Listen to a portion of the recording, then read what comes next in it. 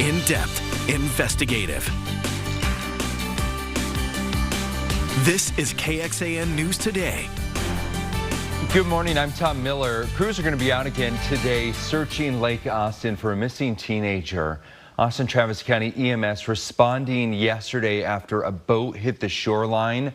Want to show you where this happened. Near River Terrace Circle in northwest Austin. That teen is missing. 6 people were hurt. The fire department says a boat went over the wake of another boat and then lost control. That boat then hit the bank of Lake Austin, ejecting at least 1 person. A lake that is as narrow as it is, it gets very crowded very fast. You get a lot of cross currents, you get a lot of cross wakes. And so if you're just plowing down the lake as fast as your boat will go, you can have an accident. And more on those 6 people hurt. 4 people went to the hospital. 2 refused to be taken there by ambulance. Also today, not the only water rescue that we're covering on our lakes over the weekend.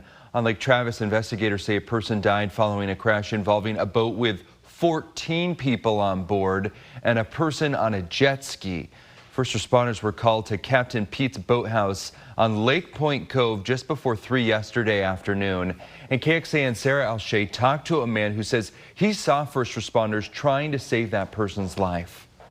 Eventually they stopped CPR and brought out a blanket, and yeah, at that point we knew that he had passed. It was nothing Benton Travis expected to see on a Sunday afternoon while playing music at Captain Pete's boathouse on Lake Point Cove. They asked us over the microphone if we would announce if there was a doctor in the house. I peeked around the corner and saw a damaged pontoon boat. Passenger on board, they were you could see him doing compressions for CPR. Multiple agencies responded. Travis says he saw the Travis County Sheriff's Office and Travis County Starflight arrive on scene. A jet ski had struck the boat and hit the passenger, from what we were told. A little before 3 p.m., Austin Travis County EMS said it responded to a boat jet ski incident involving possibly 4 to 5 people. About an hour later, officials confirmed an adult died at the scene after CPR was unsuccessful. ATC EMS said 4 additional people were taken to hospitals, each of them for non-life-threatening injuries. 1 was taken via Starflight. The Travis County Sheriff's Office says the Texas Parks and Wildlife Department is leading the investigation since the crash involved a boat. Travis says his heart goes out to everyone involved. I'm sure the poor person driving the jet ski, he didn't have those intentions. Yeah, my heart goes out to them and, the people who lost a loved one today. It's just really sad. Sarah Alshay, KXAN News. Austin Travis County EMS says these jet ski accidents don't happen very often. They say they responded to an incident July 3rd, another fatal crash on Lake Austin in July of 2022. Going in depth on this, KXAN has been tracking the number of deaths on Lake Travis. It's the most popular body of water in Central Texas. It's seen more than 60 deaths since 2010, when the Sheriff's Office began keeping official records. The worst year, 2021, when 10 people died. Every other year saw at least 1 person die, and at least 10 bodies have never been recovered. KXAN series The Wake, Secrets of Lake Travis looks into all of this. You can watch and read our in-depth report on KXAN.com. First warning weather with meteorologist Kristen Curry. Well, good morning. We start with a live look outside, taking you up to North Austin. R&D domain camera showing some of that low cloud cover up top, but dry across the entire Central Texas area. Your temperatures are in the upper 70s to low 80s, 81 Georgetown, 80 in Bastrop, 79 here in the city of Austin. We've got more of those low 80s west of I-35 Hill Country. You are waking up to a warm start, but most of us are within about 1 to 2 degrees of where we were yesterday morning, and we're going to see a very similar afternoon play out. But today's a big day. Welcome back, Austin ISD students and teachers. We've also got Fredericksburg ISD heading back to the classroom, as well as Manor ISD. Now, it is going to be very hot out there for recess. We're talking a high of 106, 10% chance of an isolated storm, but I don't think that's going to affect the school day. That'll mainly be later this evening. So coming up, we'll talk more about the timing of today's storm chance. There's going to be a slight nudge in our temperatures late week, and yes, you can expect more of those heat alerts to continue. We'll talk more about it coming up in your First Warning forecast. Okay, Kristen, as you mentioned, the first day back for class for Austin ISD students. But before class starts, a couple things you should know. AISD is going to be providing free breakfast and lunch to all students, close to 74 schools in the district. The meals will be provided through a program for schools in low-income areas. The district also preparing for a new state law requiring an armed security officer on every campus. The district police department currently has 82 full-time police officers, but the district would like to hire more than 70 new officers to cover all 78 elementary campuses to meet those new requirements. And a heads up for teachers, the pay increase approved by the board in May takes effect on your August 15th paycheck. Governor Greg Abbott and University of Texas leadership holding a press conference today. They're going to be talking at the University of Texas System Administration Building. It's at 2 this afternoon. We don't know for sure what they're going to talk about, but we do plan to have that live stream for you over on KXAN.com. Search for victims continues on the island of Maui. What we know this morning as the number of people dead continues to climb. And the steps the government is taking for things to get things moving as they're trying to break a backlog while veterans are waiting for important benefits. Good morning, a live look outside up from our Indeed Domain Tower camera looking out at Q2 Stadium. Happy to have you here with us on this Monday. The search for victims continues on the island of Maui. Survivors beginning that long process of rebuilding their lives after many lost everything to those destructive wildfires. At least 96 people are dead, making this the deadliest fire in modern U.S. history. Jay Gray has the latest from Hawaii. The images don't begin to show the extent of what's been lost here. Our cars have burned up, their friends are dead, the dogs and animals are dead, everybody's dead. There's dead people in the water. For those that call this island home, the horror is overwhelming. Areas including historic Lahaina ravaged by the fire. More than 2,000 structures, homes and businesses, now rubble and ash. Tourists in this vacation paradise replaced by first responders, recovery teams, and cadaver dogs. Their grisly task made even more difficult by the intensity of the flames. The remains we're finding is through a fire that melted metal. We have to do rapid DNA to identify them. So just understand what this thing is, because none of us really know the size of it yet. Less than 10% of the burned out communities have been searched, and already more than 90 victims identified. Hawaii's governor worried about what the growing effort could ultimately reveal. As a physician, it is a harrowing sight in Maui. When those police and this division do come across scenes in houses or businesses, is very difficult. Survivors. We need medicine. We need pillows, blankets, food. Struggling through at times unbearable pain. I haven't gotten a break and I've just been like, I have to help. Like, I have no other option. Aching as they try to figure out what's left and what comes next.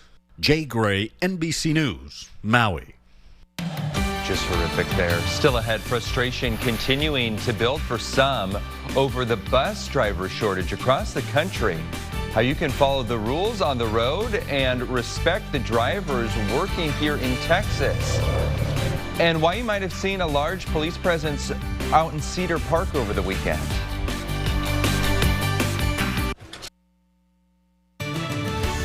Good morning, a live look outside up from our Indeed Domain Tower camera. Few clouds in the sky, but it's going to be another hot one as we kick off first day of school at Austin ISD, Manor ISD, Fredericksburg ISD. And that first day of school excitement that families normally feel has in some cases been replaced by frustration. The country facing a troubling bus driver shortage.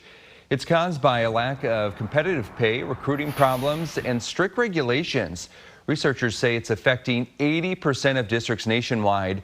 The problem's touching both cities and suburbs. One district in Kentucky forced to cancel almost a week of school because of transportation troubles.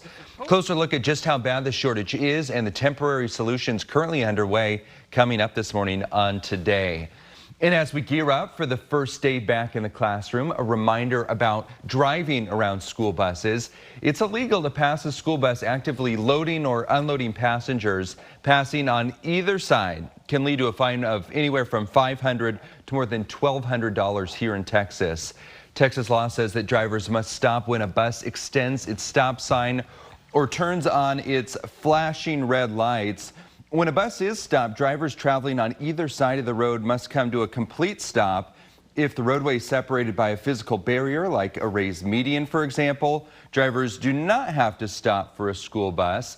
A road is not considered separated by left turn lanes only, so drivers must stop for school buses in that case.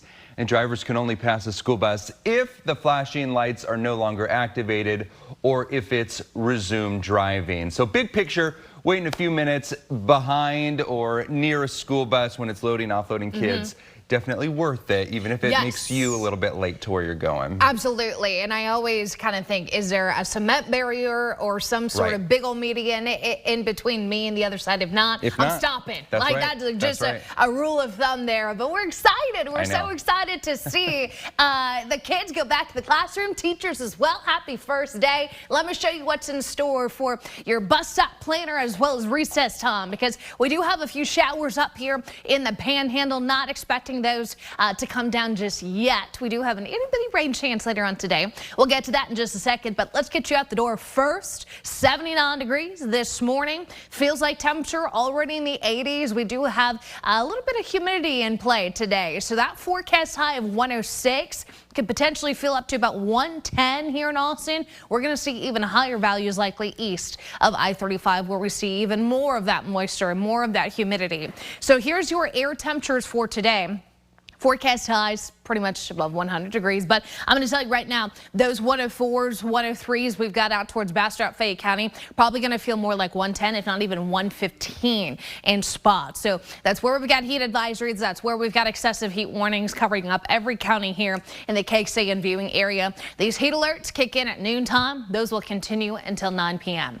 Now that itty bitty storm chance, this is going to be a weak boundary coming in across the northern counties. Technically, yes, by definition, it's a cold front, but you're not going to see or feel any sort of major difference in those temperatures. We're only losing maybe 1 to 2 degrees between today and tomorrow, but I'm hoping we can squeeze out a few isolated storms. 10%, it's not much, but you know what? At this point, we've gone several days, if for some of us, several weeks without rain. So we'll take a 10% where we could get it. 10% today, 10% tomorrow. Again, just that little boundary sinking in from the north is going to shift our winds. It'll take off 1 to 2 degrees from those highs. It's still going to be hot. Don't get me wrong. 106 to 104 is not anything I think a lot of us will be joyful over, but we'll take what we can get. Hotter temperatures Thursday, Friday as that heat dome gets closer to us. You could see the winds coming into, likely to see that high fire danger creep back up Thursday into Friday. Over the weekend, pair of 105s, both Saturday, Sunday. Overnight lows will be in those mid to upper 70s moving forward. Sounds good. Thank you, Kristen. More patrols are headed to the heart of 6th Street in Austin, but this new help is not going to be wearing a badge. A group of business owners say they've been forced to hire private security guards because of rising crime. KXAN's Brianna Hollis explains how they can help and why businesses say they can't rely on police. New faces protecting 6th Street. It's honestly the best news because every day is unsafe. Every day you don't know what's going to happen. A group of businesses, including Stream Realty and the Driscoll, hired private security guards to patrol during the day. The guard we spoke with says his main focus is to break up groups of people loitering in the street. Often, he says, it's people experiencing homelessness. We've had people that live here that have been chased assaulted, spit on. The guards patrol 6th and Brazo streets from the corner to the nearest alleys.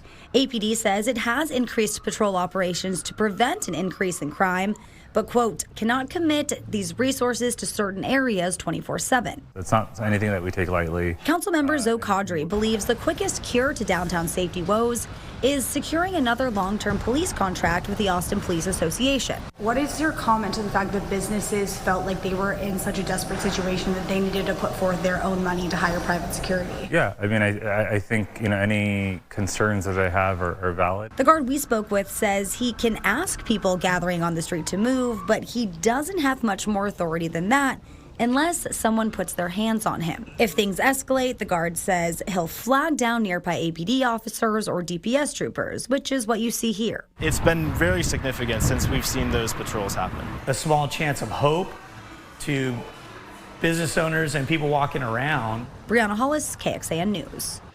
The Austin Police Department says it consistently tries to connect people experiencing homelessness downtown with services to help them. Veterans around the country are facing a bureaucratic backlog. It is slowing their efforts to get health care, and today's the deadline for veterans to receive their maximum benefits under the PACT Act. This allows for veterans to have easier access to care for illness caused by exposure to toxic burn pits. In Texas, about 95,000 veterans have applied for these benefits since January, about half still waiting on a decision. The Biden administration tells us it's hired 5,000 VA staffers, additional staffers, to help process these claims as quickly as possible. There's more resources now available at the VA to help you to make sure that the wait list isn't very long and that you'll get seen and get the care so that you can start living a more healthy life. And that's what this is really all about. If you're a veteran who suspects that you developed an illness due to these burn pits, during your service, you can go to va.gov/PACT to apply for your benefits. If you apply by 11:59 tonight, you could be eligible for benefits dating back to last August. Well, this week, the city of Austin will move into stage 2 water restrictions. Starting tomorrow, automatic and hose end watering can only be done 1 day a week and only after 7 p.m. Now, if you wash your car at home, you can only use an auto shut-off valve or a bucket. And listen to this, restaurants may only serve water upon request. Something to think about if you go out to eat. Breaking any of these restrictions could result in an up to $1,000 fine for each violation. We will be instituting a higher level of enforcement. We've also hired some additional temporary staff to help us with those additional enforcement efforts. And of course, we do have the opportunity to levy fines for folks that are found violating. The city says you can also report violators via 311. We have a map on KXAN.com made by our digital data reporter, Christopher Adams, and it shows you what restrictions are in place in your area. Thank you, Kristen. This time of year can be really expensive for parents. A lot of families breaking the bank trying to get those school supplies for their kids. Trevor Sakaki has tips to help you save money. Sending your kid to the classroom this week could cost you more than ever. According to a new survey from the National Retail Federation, back-to-school shopping will hit more than $41 billion this year, more than $4 billion greater than last year. If you want to save, you have to be smart. One of my favorite things is now so many apps have the ability to scan and you can compare prices right there in store. Stephanie Rodriguez-Neely is the founder of the Tampa Bay Moms Group. She's done her fair share of school supply runs. She said patience on some items can mean savings. Hold off on those. It's hard to find because everybody gets that same generic list. So everyone in that grade at that school is hunting for those items that might not be necessary. And you're going to find them easier and probably cheaper a week or 2 weeks later. Rodriguez-Neely also said you can save on those school clothes, too. The survey found families with elementary through high school age kids will spend nearly $900 on everything from binders to backpacks. And college students and their families are expected to spend nearly $1,400 per person. This increase is mostly caused by the highest ever demand for electronics and computer-related accessories. That was Trevor Sakaki reporting. Preparing for school expensive for teachers, too. The National Education Association says teachers are going to spend up to $820 of their own money on supplies. This is KXAN Sports, brought to you by Thomas J. Henry. Good morning to you. Astros and Rangers continue in that tight AL West race. Texas Rangers with a 2.5 game lead going into Sunday's series finale. Let's go out west first with the Rangers. Well, they were down to their final strike against the Giants, but all you need is a chance, and J.P. Martinez gives it to him. Legs out a double on that base hit, so he's in scoring position. And then Ezekiel Duran at the plate, and they put Martinez in motion so he can score on an infield hit. And just like that, going to extra innings. And then, well, it gets wacky. Runners at first and third, and Camino Duvall balks in the go-ahead run. Did he balk in the game-winning run? Well, Will Smith strikes out Jock Peterson, so there are 2 outs with that runner at second. And then he did not balk in the winning run. That's because Patrick Bailey unloads a walk-off. Giants win it 3-2. Rangers coming home to take on the Angels. Angels in Houston yesterday, and this was another low-scoring tight ball game. Third inning, Mickey Moniak drills one into right field, and that scores the first run of the ball game. Bottom of the 4th inning for the Astros. 2 on, 2 outs, and Mauricio Dubon can't get it done, so stays 1-0. Then in the 6th, the difference. Shohei Ohtani, 41st home run. Angels win it 2-1, the final score. So no change in the standings.